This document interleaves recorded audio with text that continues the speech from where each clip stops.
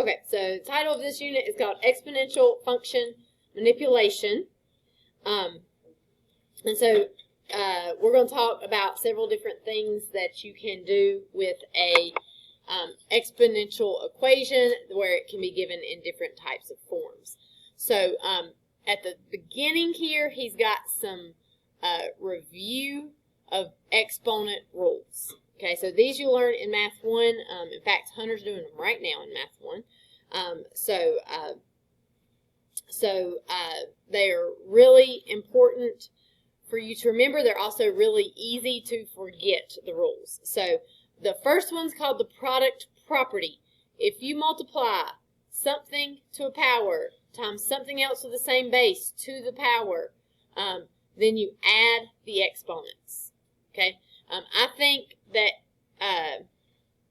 it's a little easier to see this with actual examples. If you have x to the fifth times x to the third, then you would add those two exponents together, 5 plus 3, and you would get 8. The reason that this works, if you ever forget them, you can think about the reason that it works. You've got 1, 2, 3, 4, 5 x's here for your x to the fifth, and then you've got 1, 2, 3 x's for your x to the third, which is 8 x's altogether. Okay, so whenever you've got two like bases multiplied together, you can add their exponents.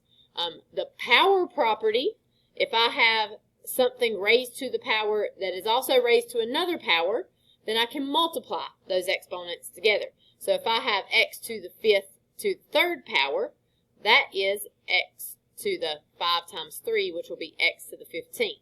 We can also think about why that works. I need a little more room here. But x to the fifth to the third power means that we'd have x to the fifth times x to the fifth times x to the fifth. Right? And then we could use our product property, or that would be 1, 2, 3, 4, 5 times 1, 2, 3, 4, 5 times 1, 2, 3, 4, 5, and I've got 15 x's altogether there.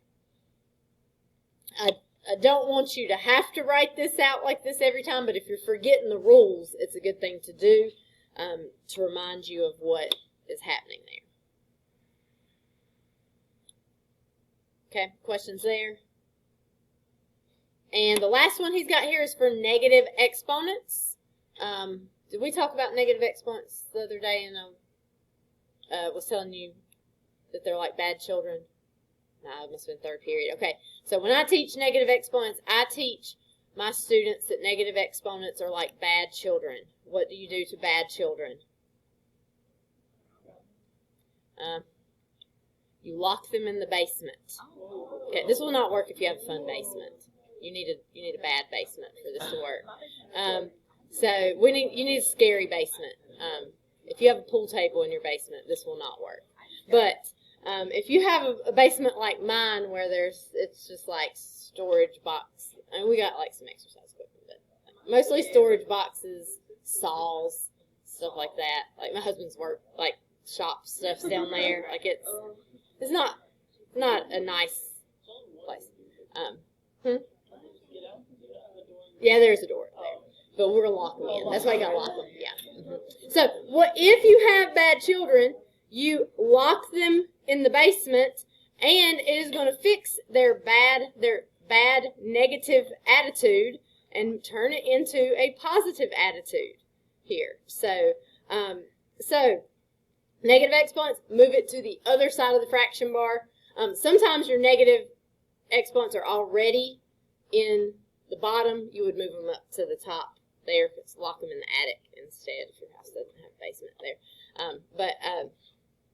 But you send them to the basement there. So if you have x to the negative 3, that is going to be 1 over x to the third. Or if you have x to the 2 to the negative x, you move it to the bottom, the exponent becomes negative for that. So those are all properties I know you've seen before, but it's really easy to get them mixed up or forget what to do with them. So these same exponent rules are going to happen whenever you're working with exponential transformations. So what we're going to be looking at today is how we can look at this with transformations and how certain transformations actually end up being like the same as other types of transformations. I think transformations for exponentials are very hard to see from the graph. So let's just pull up Desmos here. I did, well, you guys have probably already looked. I was looking at the Desmos that they put in AP Classroom the other day, and it looks like it does, whenever you do a regression, it does have that little button that you can click on for the regression. So I think that will be there on the exam, which is good. So, like, even if this was a calculator active problem, if I have just 4 to the x power right here, if I graph f of x equals 4 to the x plus 2, I can definitely see that it, oh, I'm sorry. Yeah, that x plus 2. I can kind of see, like, points are moving to the left there. But there is going to be another type of function that's going to look a lot like it, and that is your expansions and compressions. So let's see. Let me put an A right here.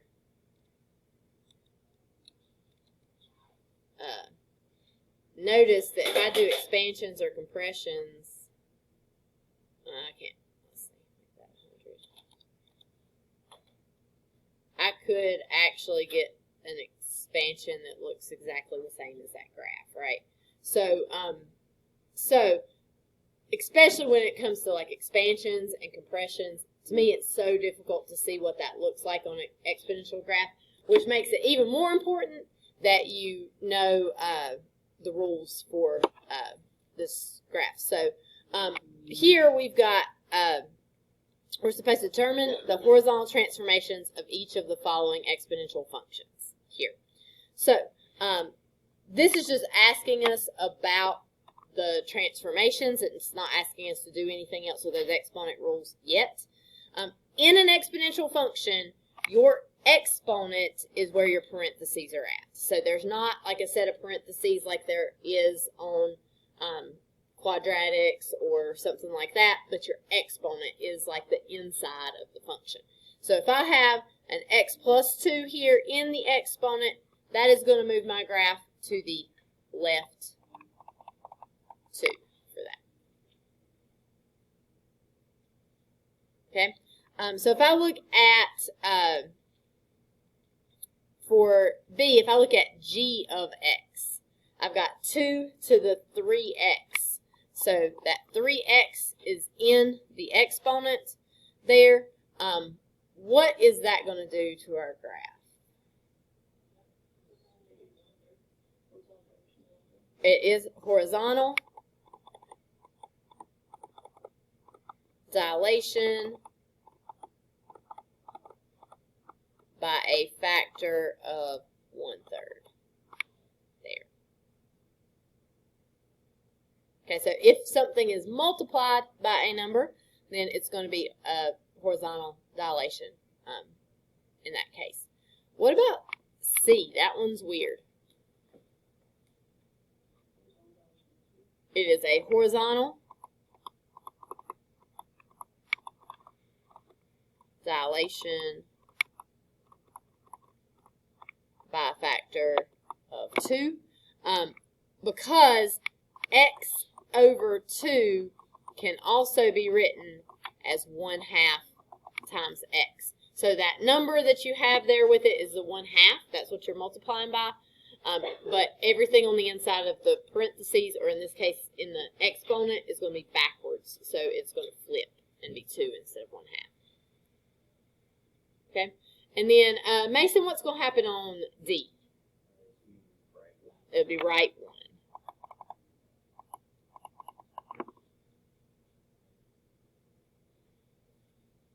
Okay, now the interesting thing about these types of dilations is that all horizontal dilations are going to have an equivalent to it that is vertical because of properties of exponents. So here he kind of walks through 1a right here. He says we can use the product property in reverse to show that if I've got 4 to the x plus 2, right? If I have added exponents, that means I had two things that were multiplied together. So I could rewrite this as 4 to the x times 4 squared. And then 4 squared is 16. I could write it out front, and then I'd have my 4 to the x power. So now I see that this function can be written this way, so that f of x equals 4 to the x plus 2 is also equal to 16 times 4 to the x. So this one was left 2. That was our transformation that we had here. What would this one be right here if I've got 16 times 4 to the x? Vertical dilation by a factor of 16. Those two transformations are equivalent to each other. That does not happen with all types of functions. So if we had like an absolute value or a quadratic, that would not happen. But with exponentials, because of those properties of exponents, it's going to occur for these. When you say they're equivalent, does that mean they're in the same spot? Yeah, so like if I graph those two right there, if I graph, let's see, I already got that one. If I graph 4 to the x plus 2, and if I graph 16 times 4 to the x power, they're the same graph right there. Okay, so every horizontal translation can be written as a vertical dilation because we can use the properties of exponents for that. So, for example, 2 right here, it asks us each of the following exponential functions has a horizontal translation. For each, write an equivalent representation that has a vertical dilation and no horizontal translation for this. So, currently, this is just the graph of f of x equals 2 to the x that has been moved left 3, right? Currently, it is left 3. They want us to write it as a vertical dilation. So, I could, for this, if I've got 2 to the x plus 3, I could write it as 2 to the x times 2 to the third. So, 2 to the x I can leave alone. 2 to the third is going to be 8. I would like to write that 8 out front because that's just the way that we normally write it there. So, a horizontal translation left 3 would be equivalent to a vertical dilation by a factor of 8.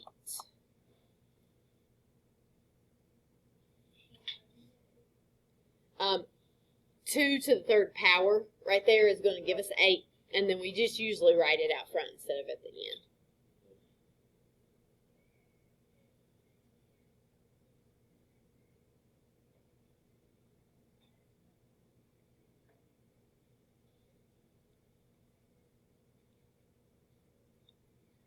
Okay, B has 3 to the x minus 2.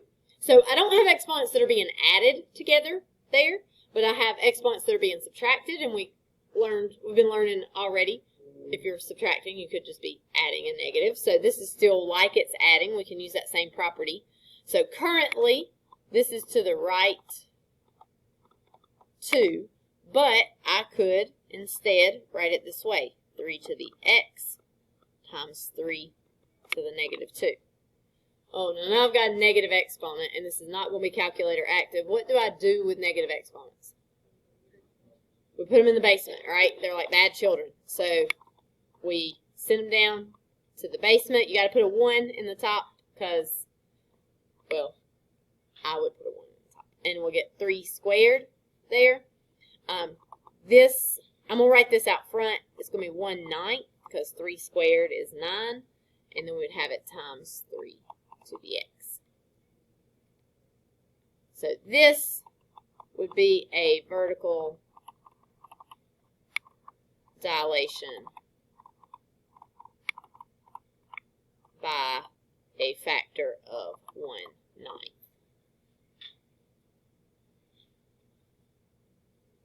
What you should see is if you are shifting something to the right, you're subtracting.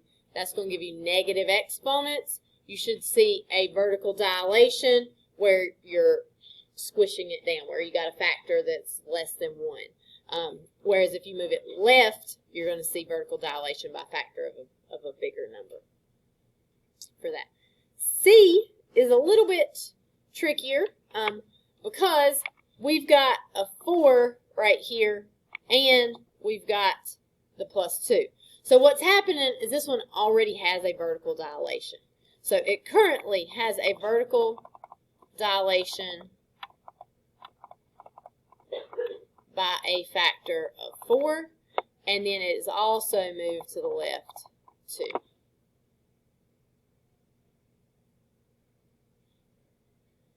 So like we have been doing, we're just going to leave this 4 out front, and we are going to make this 3 to the x power times 3 squared.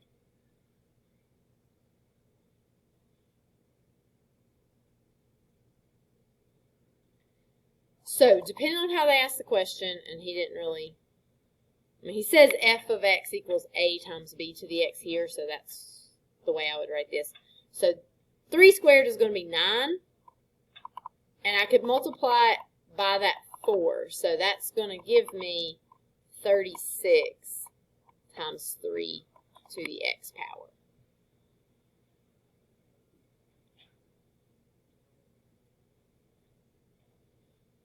Okay, so that would be a vertical dilation by a factor of 36.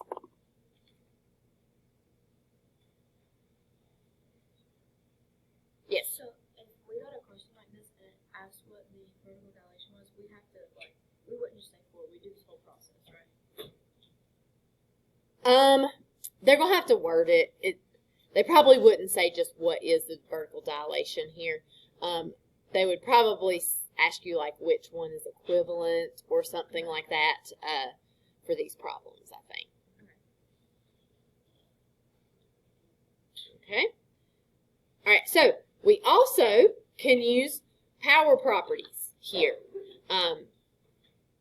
So we've got, for this question, it says, which of the following functions is an equivalent form of y equals 9 to the 2x?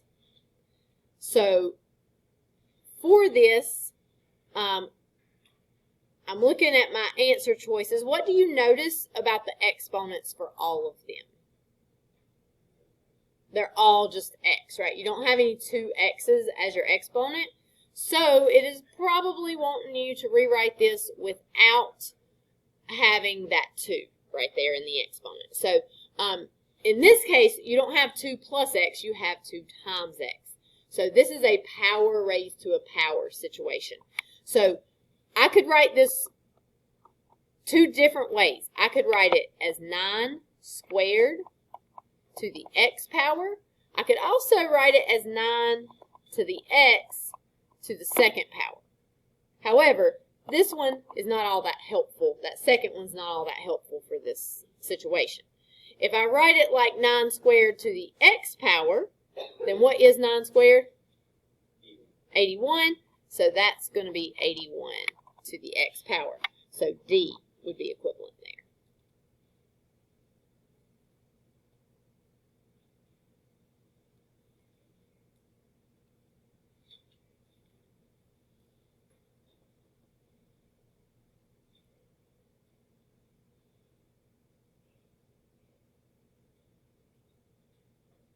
All right, so here we've got 9 times 4 to the x power, and we've got to know which one of these match.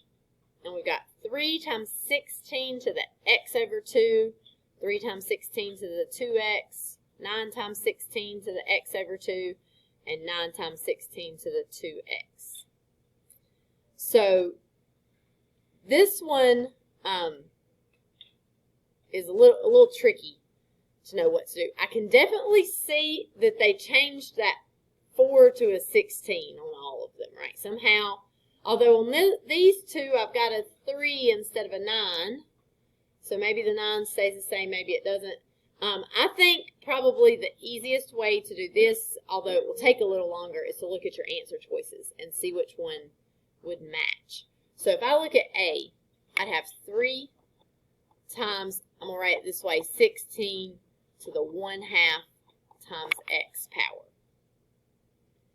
So if I write this as a power property, I've got 3 times 16 to the 1/2 to the x power. Because when we have those two numbers multiplied in our exponent, it's going to be a power to a power there. How much do you guys know about fractional exponents? What is 16 to the 1/2? Anybody know that one? It is 4. Good. Because it is like a root. Because whenever you have something like x to the a over b power, that is the b root of x to the a power. I can't remember where this is at, where you learn this, but it's somewhere. And whenever you do this, I'll wait to help me remember what to do with fractional exponents. Whenever you have a fraction, the bottom is going to become the root. And that helps me remember the root is on the bottom of the tree, so the bottom of the fraction becomes that number out there with the root. So, like what's happening here, that 3 stays where it's at. This is going to be the square root of 16 to the first power, raised up to the x power. Whenever I write that, the square root of 16 to the first power, the 2's unnecessary out there because if you just have a square root, you assume it is, that you don't have to write the 2, you assume it's 2, and the 1's also unnecessary, but I can put them there to help me keep this straight. So that is the square root of 16, which is 4 to the x power. Does this match the function I started with? It does not. But it did change that 16 to a 4, right? So knowing what we know about A, which one do you think is going to be the answer? Alyssa? C is going to be the answer. Because that 16 to the x over 2 did what we wanted it to with the 4, but the 3, we don't want it to change right there, so we just want the 9. Okay? Questions? Okay, look at us. We even have a little bit of time to work on your homework. So, so this will be